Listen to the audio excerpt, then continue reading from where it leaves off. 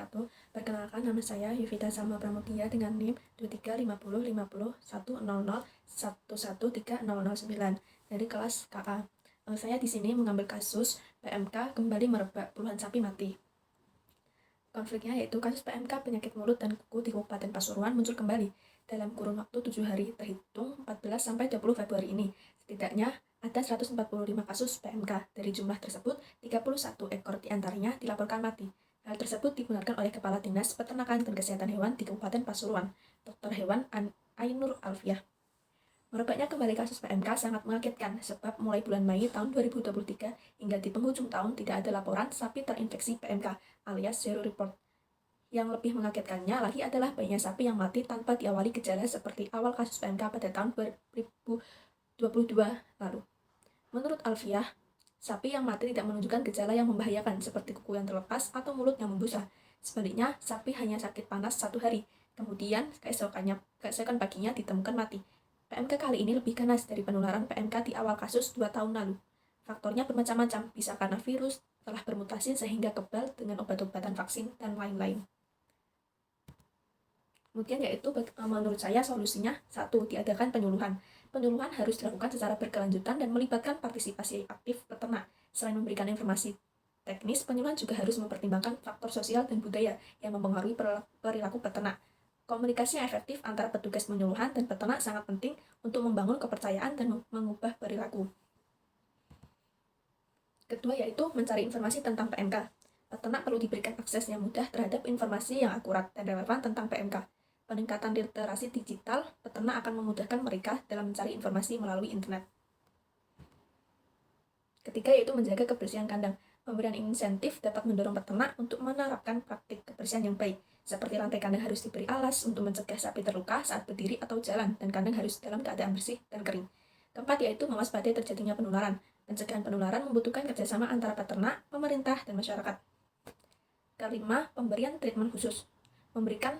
Membersihkan luka pada sapi yang terkena penyakit PMK dan mengoleskan dengan salep. Dan terakhir yaitu pemberian pakan.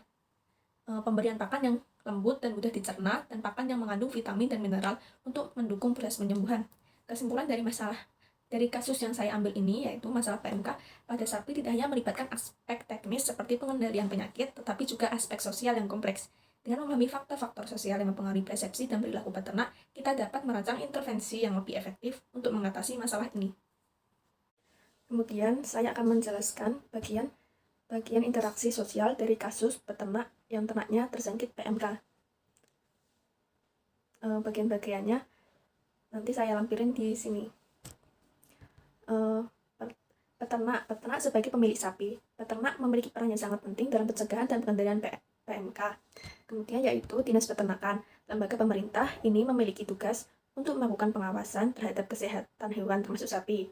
Mereka bertanggung jawab untuk melakukan vaksinasi massal, mengambil sampel dan pemeriksaan laboratorium, dan memberikan informasi serta edukasi kepada peternak. Kemudian yaitu dokter hewan. Profesional di bidang kesehatan hewan ini memiliki peran yang penting dalam diagnosis, pengobatan, dan pencegahan PMK. Mereka dapat memberikan penanganan medis yang tepat pada sapi yang terinfeksi, serta memberikan saran kepada peternak terkait upaya pencegahan. Terus ada pemerintah daerah. Pemerintah daerah memiliki tanggung jawab untuk mengkoordinasikan upaya pengendalian PMK di wilayahnya. Mereka bekerja sama dengan Dinas Peternakan, dokter hewan, dan pihak terkait lainnya untuk melakukan tindakan yang diperlukan seperti karantina, pembatasan pergerakan hewan, dan penyemprotan disinfektan. Kemudian ada pedagang ternak. Pedagang ternak juga memiliki peran dalam penyebaran PMK. Mereka harus memastikan bahwa sapi yang mereka jual dalam kondisi sehat dan bebas dari penyakit. Terus terakhir yaitu laboratorium. Laboratorium berperan dalam melakukan pemeriksaan sampel untuk memastikan apakah suatu kasus merupakan PMK atau penyakit lain. Hasil pemeriksaan laboratorium sangat penting untuk menentukan langkah-langkah penanganan yang cepat.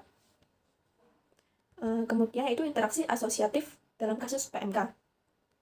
Kooperasi, yaitu pemerintah dan peternak bekerjasama dalam program vaksinasi massal, penyediaan obat-obatan, serta penyuluhan tentang pencegahan PMK. Kemudian yaitu Dinas Peternakan dan Dokter Hewan, bersama-sama melakukan pemeriksaan kesehatan hewan, diagnosis penyakit, dan penanganan kasus. Peternak dengan peternak, saling bertukar informasi tentang praktik peternakan yang baik, berbagi pengalaman dalam menghadapi kasus PMK dan membentuk kelompok ternak untuk meningkatkan daya tawar.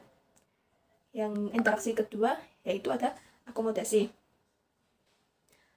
Pemerintah dan pedagang ternak mencari titik temu terkait regulasi perdagangan ternak yang tidak menghambat perekonomian namun tetap menjamin kesehatan hewan. Terus peternak dengan lingkungan, menyesuaikan praktik peternak dengan kondisi lingkungan sekitar untuk mencegah penyebaran penyakit. Interaksi yang ketiga yaitu asimilasi. Peternak dengan teknologi, menerapkan teknologi baru dalam peternakan seperti penggunaan aplikasi untuk memantau kesehatan hewan atau sistem kandang yang lebih higienis. Kemudian yaitu ada interaksi disosiatif dalam kasus PMK. Pertama, kompetisi peternak. Masing-masing peternak berusaha melindungi ternaknya sendiri tanpa mau bekerja sama, sehingga sulit untuk melakukan tindakan pencegahan secara menyeluruh. Kemudian pedagang ternak bersaing untuk mendapatkan harga jual tinggi dan memperhatikan kualitas kesehatan hewan. Terus ada kontroversi peternak dengan pemerintah, tidak mematuhi peraturan yang telah ditetapkan seperti menolak divaksinasi atau menyembunyikan kasus PMK dari pemerintah. Terus konflik masyarakat dengan pemerintah, terjadi perselisihan terkait kebijakan yang dianggap merugikan peternak atau pemerintah.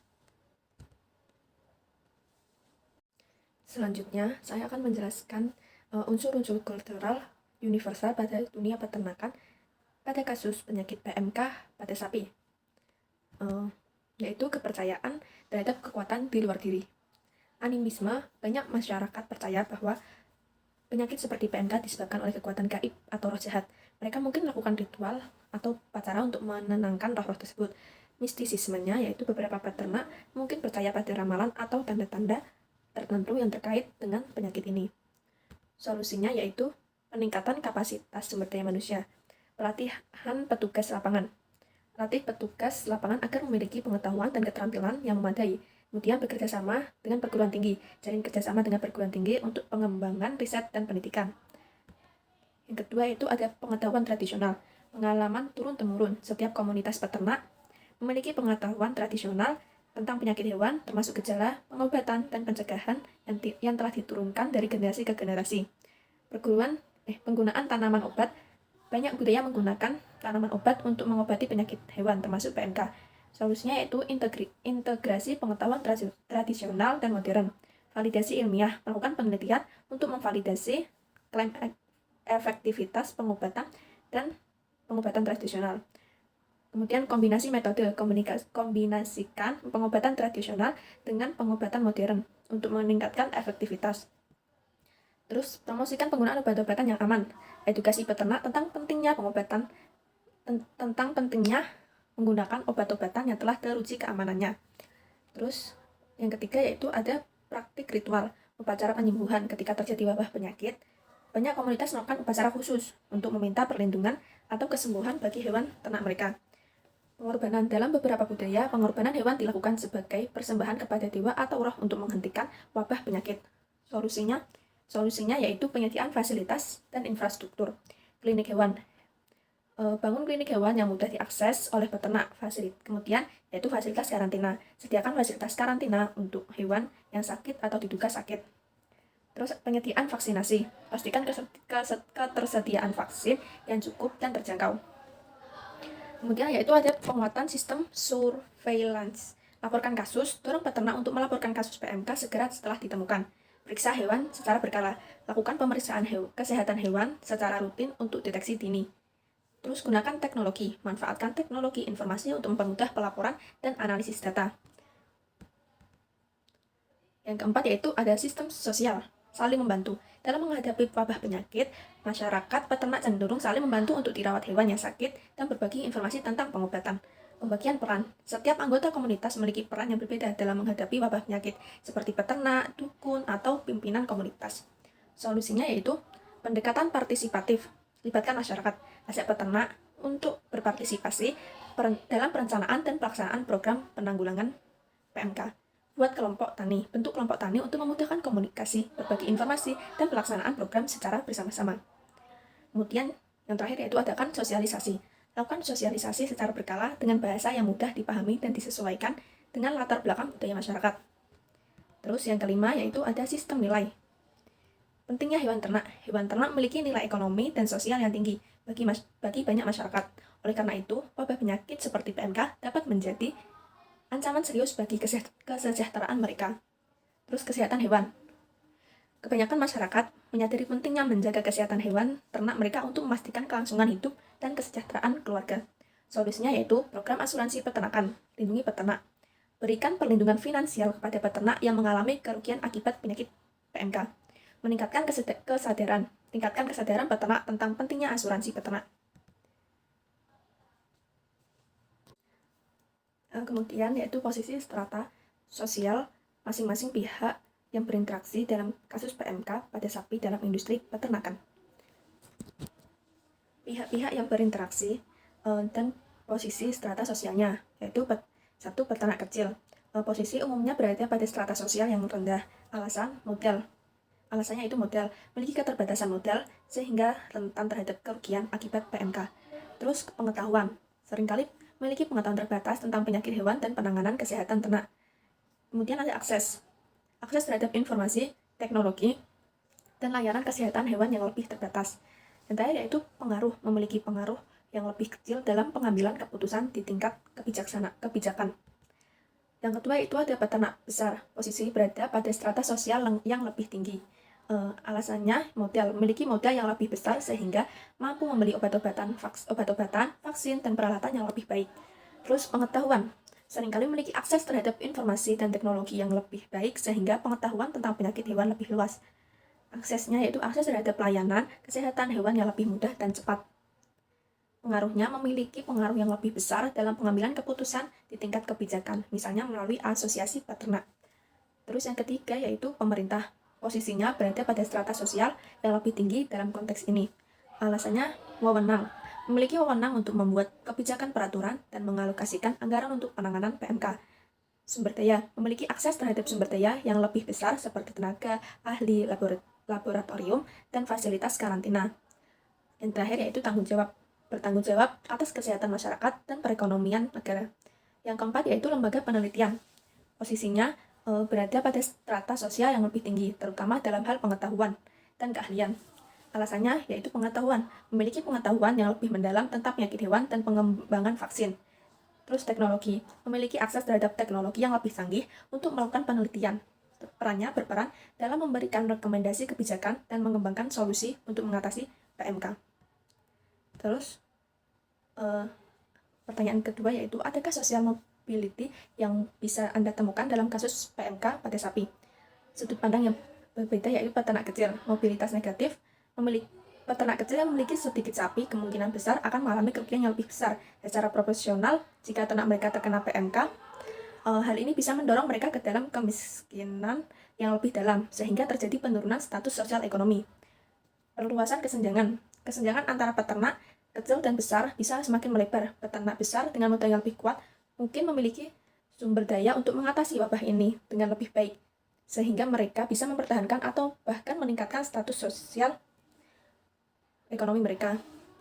Terus masyarakat sekitar, dampak ekonomi. Masyarakat sekitar yang bergantung pada sektor peternakan, seperti pedagang daging dan pengrajin kulit juga akan berdampak. Penurunan produksi daging akibat PMK dapat mengurangi pendapatan mereka, sehingga berpotensi menurunkan status sosial ekonomi mereka. Perubahan pola konsumsi. Masyarakat mungkin perlu mengubah pola konsumsi mereka akibat keterbatasan pasokan daging sapi. Hal ini bisa berdampak pada kesejahteraan mereka dan juga pada industri makanan secara keseluruhan. Kemudian, yang terakhir yaitu kebijakan pemerintah. Peluang mobilitas. Pemerintah mungkin menerapkan kebijakan-kebijakan untuk membantu peternak yang terdampak, seperti memberikan bantuan finansial, vaksin gratis, atau pelatihan. Kebijakan-kebijakan ini bisa membuka peluang bagi peternak untuk bangkit kembali dan meningkatkan status sosial ekonomi mereka. Kemudian yaitu pertanyaan yang ketiga, bagaimana status dan role masing-masing pihak yang berinteraksi dalam kasus penyakit PMK pada sapi dalam dunia industri peternakan. Status sebagai pemilik dan pengelola langsung ternak. Peternak berada di garis depan dalam menghadapi wabah PMK. Mereka adalah pihak yang merasakan dampak langsung dari penyakit ini, baik secara ekonomi maupun emosional. Perannya yaitu deteksi dini. Peternak memiliki peran penting dalam mendeteksi tanda-tanda awal PMK pada ternak mereka. Terus pelaporan, peternak wajib melapor kasus yang dicurigai pada pihak berwenang. Penerapan biosecurity. Peternak harus menerapkan tindakan biosecurity yang ketat untuk mencegah penyebaran penyakit. Kemudian pemulihan. Setelah wabah berakhir, peternak bertanggung jawab untuk memulihkan populasi ternak mereka. Terus yang kedua itu ada pemerintah. Statusnya, pemerintah memiliki otoritas tertinggi dalam penanganan wabah PMK. Mereka bertanggung jawab untuk membuat kebijakan, mengalokasikan anggaran, dan mengkoordinasi berbagai pihak yang terlibat. Perannya yaitu pembentukan kebijakan. Pemerintah membuat kebijakan terkait pengendalian dan penanggulangan PMK. Alokasi anggaran. Pemerintah mengalokasikan anggaran untuk membeli vaksin, obat-obatan, dan peralatan lainnya yang dibutuhkan. Kemudian koordinasi pemerintah mengkoordinasikan berbagai pihak yang terlibat seperti peternak, dokter hewan, dan lembaga penelitian. Terus dokter hewan, perannya yaitu diagnosis. Dokter hewan melakukan diagnosis terhadap kasus yang dicurigai PMK. Pengobatan dokter hewan memberikan pengobatan yang tepat kepada hewan yang terinfeksi. Terus yaitu ada lembaga penelitian. Perannya, lembaga peneliti melakukan penelitian untuk memahami lebih dalam tentang PMK. Terus ada pengembangan vaksin. Lembaga penelitian mengembangkan vaksin yang efektif untuk mencegah PMK. Terus yang kelima ada industri farmasi. Berperan memproduksi vaksin, obat-obatan, dan peralatan medis. Yang keenam ada asosiasi peternak. Berperan asosiasi peternak melakukan advokasi untuk kepentingan para anggotanya dan bekerja sama dengan pemerintah dan pihak terkait lainnya dalam penanganan wabah PMK.